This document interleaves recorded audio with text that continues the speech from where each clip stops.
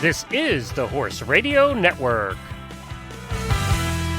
Greetings, everyone. Coach Jenn here, and thanks for tuning in to Horse Tip Daily, episode 1438, brought to you by American Harvest. Today, I'm going to take a shallow dive into camping with your horse, but camping without a living quarters or RV.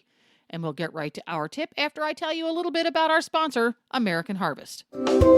Is your horse showing signs of nervousness, inflammation, pain, or digestive issues? If so, American Harvest products might be the solution you need. American Harvest's natural equine hemp pellets are vet formulated and produced from natural hemp. The palatable pelleted formula is manufactured with potent raw CBD using no chemical processing, so your horse will love the taste as much as you'll love the benefits.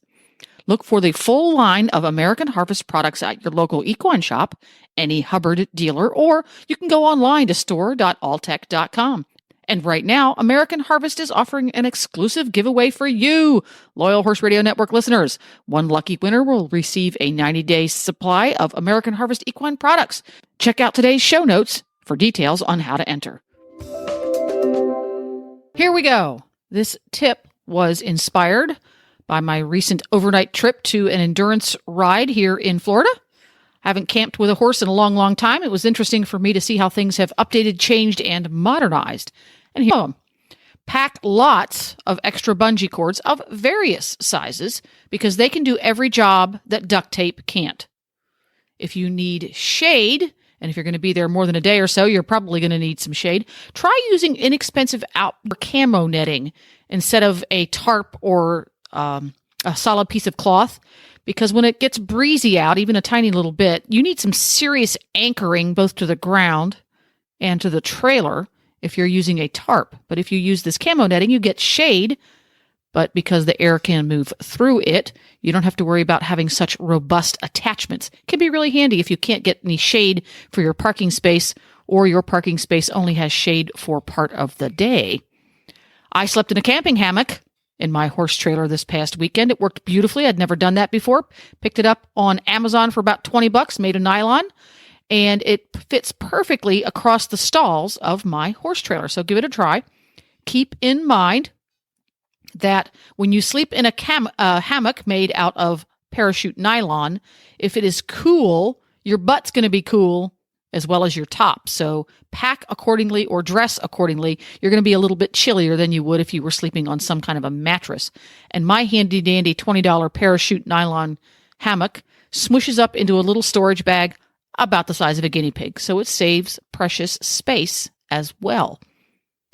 Inexpensive tap lights are perfect for camping in your horse trailer. You can just lay them on the floor, on the ground, tuck them into nooks and crannies in the horse trailer like I did, or you can duct tape them to the walls. Just take a skinny piece of duct tape and tape around the lit lens, or take a fat piece of duct tape and cut a hole in the center to let the light come through.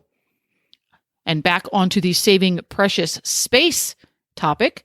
TV trays are great camping tables because they fold flat for storage. Because the precious space is a big deal because you can't always put it in the back of your pickup truck. Sometimes it needs to go in because of rain or weather. Try folding TV trays. Hot pots. Yes, that's something that Europeans are very, very familiar with, but Americans not so much. It looks like a coffee pot or a teapot plugged into the wall. All it does is heat water. The modern, well-made ones are made with a automatic shutoff, so if there's no water in them, they will turn themselves off and not burn up. But guess what? You can get those things that are made to plug into your truck because you have lighters aplenty in most modern vehicles. Even older ones have at least one, and that way you can make hot water to make your hot coffee or tea in the morning. You can make hot water to make your ramen at night. And of course, PB&J's in the middle of the day. And last but not least, a few cooler tips. Put your cooler in as cool a place as possible to help the ice last longer. The cooler place is not going to be inside the cab of your pickup truck. That's about the hottest place you can spot. Find a shady spot, even if it's underneath of the vehicle. If you put little tiny feet underneath of your cooler when the ground is hot, it will keep it up off the ground and help the ice last a little longer. As the ice melts, do not drain that icy water out unless you are adding more ice in. If you cover your cooler with a wet towel, That will also help keep it cooler, just like it would on you. Just take a barn towel, dunk it into the ice water inside, wring it out, and lay it on top. And one of my faves that I've done for years, any bottled water that you're bringing along to drink, freeze it first. That way it helps keep things cool. Hope you find these tips for camping with your horse when you don't have living quarters helpful. If you have any of your own, you can email them to me at jennifer@horseradionetwork.com or post them on the Facebook page. Go to Facebook and search Horse Tip Daily and put them right on there. I love to share tips from listeners.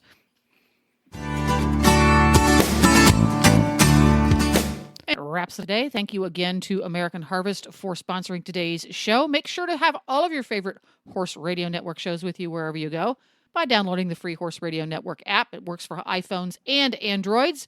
Go to your app store and search Horse Radio Network. This is Coach Jenn, and I will be back again soon with another tip. Until then, go ride your horse. The Horse Radio Network and the Horse Radio Network hosts are not responsible for statements made by guests on the Horse Tip Daily. Please use your own judgment when listening to the tips on this show.